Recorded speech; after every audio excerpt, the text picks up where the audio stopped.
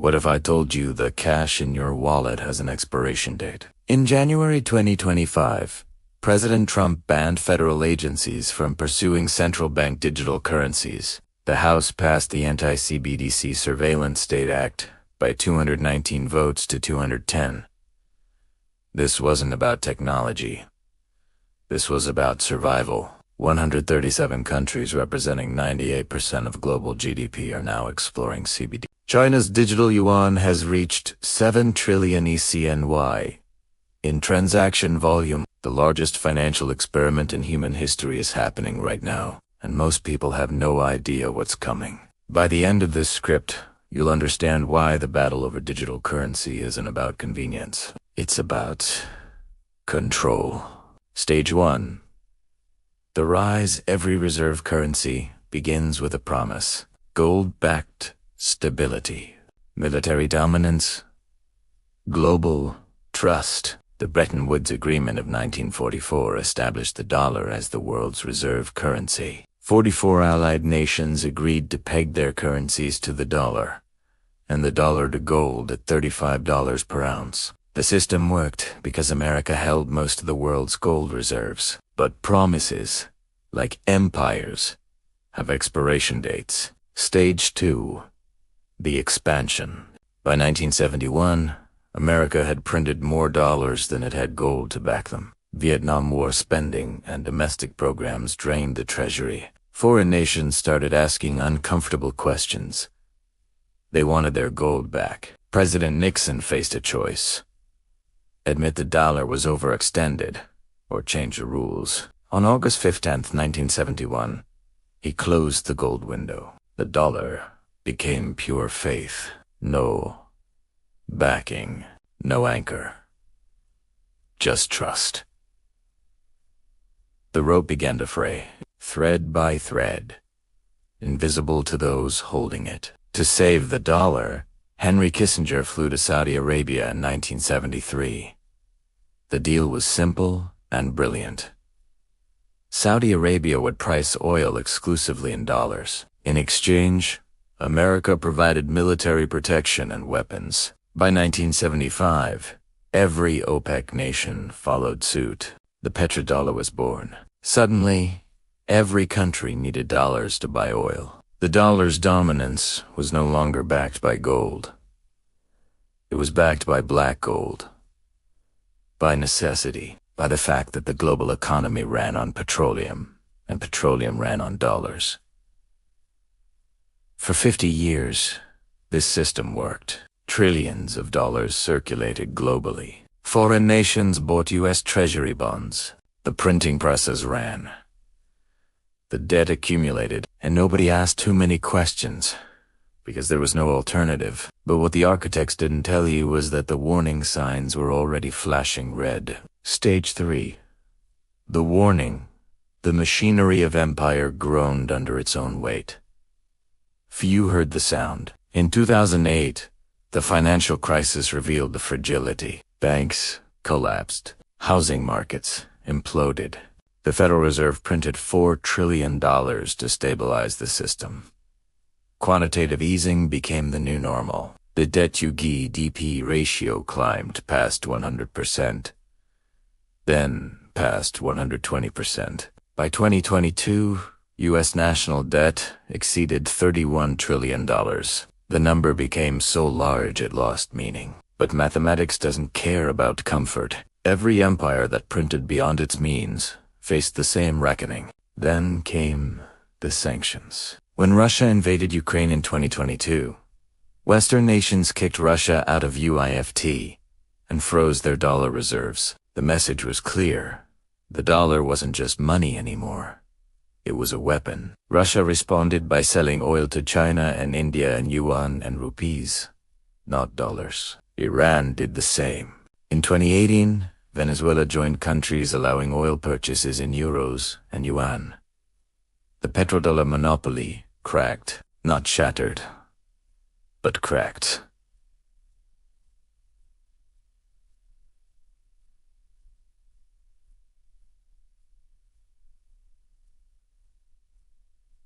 China saw the opportunity. In March 2023, Chinese President Xi Jinping met with Russian President Putin and openly discussed pricing oil in yuan. The petro-yuan emerged as a concept.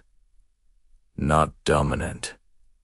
Not yet. But posible. The cracks appeared. Experts denied them. The public believed. But stage 4 is where denial turns dangerous. Stage 4, the denial central banks and governments insisted everything was fine.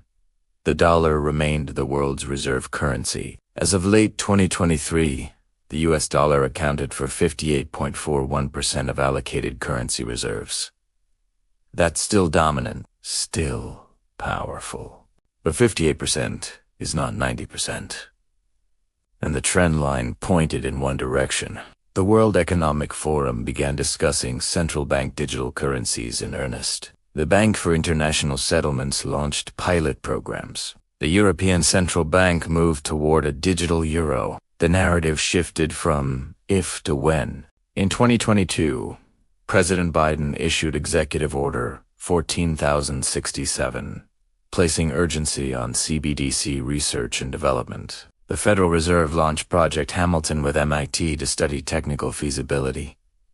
The wheels were in motion. Meanwhile, China's digital yuan expanded to 261 million wallets by 2022. The pilot wasn't small anymore. It was a full-scale deployment, disguised as an experiment. In September 2025, China opened an international operations center for the digital yuan in Shanghai. The pattern was identical to previous empires. Deny the crisis while building the next system in the background. The public sees stability, the architects see the scaffolding for what comes next. Then came 1929, now comes 2025. The pattern, identical. Stage 5 is where the illusion shatters, and we're closer than you think. Stage 5, the crisis, and this. This is where we are today. Let the weight of that statement sink in. On January 23, 2025, President Trump signed an executive order titled Strengthening American Leadership in Digital Financial Technology. Section 5 explicitly states, agencies are hereby prohibited from undertaking any action to establish, issue, or promote CBDCs within the jurisdiction of the United States or abroad. In July 2025, the House of Representatives passed the Anti-CBDC Surveillance State Act. By a vote of 219 to 210, the bill doesn't just pause research. It permanently prohibits the Federal Reserve from issuing a retail CBDC to the public. Why? Because they saw what China built. The Chinese government uses the digital yuan as a surveillance tool, tracking every transaction through AI-powered algorithmic systems. In 2019, Hong Kong protesters avoided using Metro cards out of fear. The government would track them through the financial system. The yuan enables smart monetary policy that can be tailored as a programmable instrument to serve national interests, including the strategic management of trade, taxation, and debts. Programmable money means money with rules, money that expires, money that can only be spent on approved items, money that the government can monitor, restrict, or confiscate with a keystroke. Your paycheck buys less. Your savings lose value while you sleep.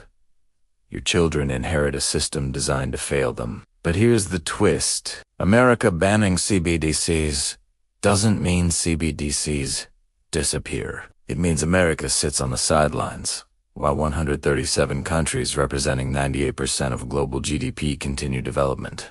The digital yuan reached 7 trillion e-CNY, $986 billion in transactions by June 2024. India's digital rupee circulation rose 334% in just 1 year. The European Central Bank is in a 2-year preparation phase for the digital euro. The markets bled. Banks reconsidered their models. The future of money arrived, and half the world embraced it, while America said no. This isn't fear-mongering. This is mathematics. Stage 6. Stage 6 is where the real wealth transfer happens. Stage 6. The collapse. When reserve currencies collapse, they don't announce it with fanfare. They collapse in the gap between what people believe and what is real. History provides the template. In Weimar Germany from 1922 to 1923, prices doubled every 3 days. In Yugoslavia from 1992 to 1994, prices doubled every 34 hours. In Zimbabwe from 2007 to 2008, prices doubled every 25 hours. A loaf of bread cost a wheelbarrow of cash. A lifetime of savings became worthless overnight. The mechanism is always the same. Too much currency. Too much debt. Too little trust. And when trust evaporates, the collapse accelerates faster than anyone predicts. The U.S. has gone from being the world's largest creditor nation to the world's largest debtor nation. The net international investment position has absolutely collapsed. Foreign nations hold $42 trillion in dollar-denominated assets. But confidence isn't measured in holdings. It's measured in trends. And the trend shows diversification. Russia announced its gold holdings jumped by approximately 1 million ounces in a single year as its central bank loaded up on gold in the face of Western sanctions. Central banks are hedging. Quietly. Methodically. Meanwhile, CBDCs offer governments something cash never could. Control. China's digital yuan is designed to increase the government's powers of surveillance and control a surveillance coin. If cash disappears and only digital currencies remain, every transaction becomes visible. Every purchase becomes traceable. Every citizen becomes transparent. The United States rejected this model, but the rest of the world is building it anyway. In November 2025, the Wall Street Journal revealed that China and Burma's military junta were working together to use China's CBDC to avoid U.S. sanctions. The digital yuan isn't just for domestic use. It's becoming a tool for international trade that bypasses the dollar entirely. The Petrodollar agreement, in place since 1974, officially expired on June 9th, 2024.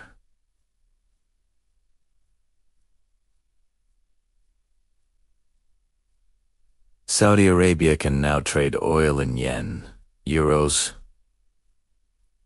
yuan. The 50-year system that propped up dollar dominance ended.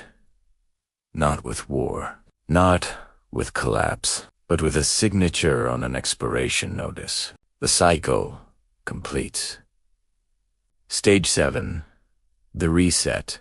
But here's what they never tell you. Who controls the next system? After every collapse comes a reset. After World War I came the Treaty of Versailles. After World War II came Bretton Woods. After the 1971 gold shock came After 2008 came quantitative easing. After the next crisis comes CBDCs.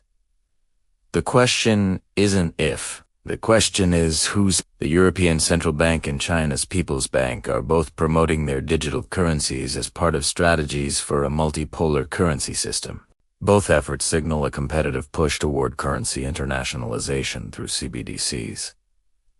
The United States chose a different path. The Genius Act, signed by President Trump, establishes a comprehensive regulatory framework for private, dollar-denominated stablecoins. Instead of government-issued digital currency, America is betting on private innovation, dollar-backed stablecoins that circulate globally but remain anchored to the U.S. currency. It's a gamble. If stablecoins succeed, the dollar maintains dominance through decentralized means. If DeFi America watches from the sidelines while China, Europe, and the BRICS nations build a new financial architecture. Cross-border wholesale CBDC projects have more than doubled since Russia's invasion of Ukraine. Project Enbridge connects banks in China, Thailand, the UAE, Hong Kong, and Saudi Arabia. These aren't experiments. These are operational systems bypassing SWIFT and the dollar. The cycle is complete. The old system frays. The new system builds in the shadows, and those who understand the transition position themselves accordingly. The cycle is inevitable, but those who understand it survive it. History doesn't repeat, but it rhymes. And right now, the rhyme is deafening. Every reserve currency in the last 600 years collapsed after an average lifespan of 94 years. The dollar as reserve currency turned 80 in 2024. The math is uncomfortable but clear. But collapse doesn't mean disappearance.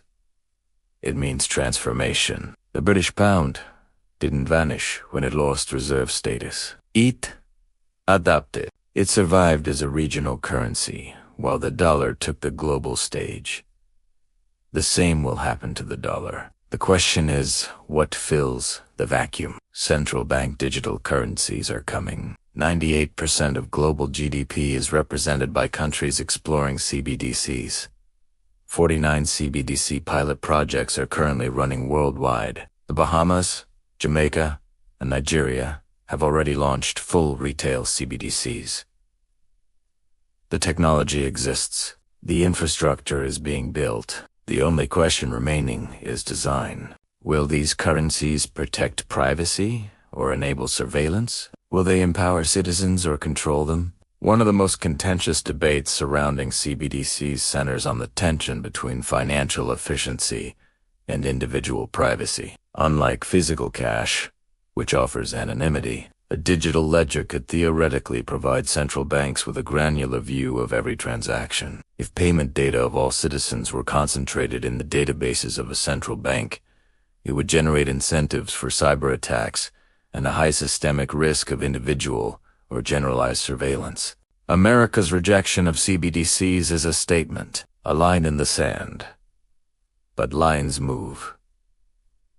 Administrations change. Crises create exceptions. What is banned today may be embraced tomorrow under different circumstances with different justifications. History teaches us that those who control the money supply control the society.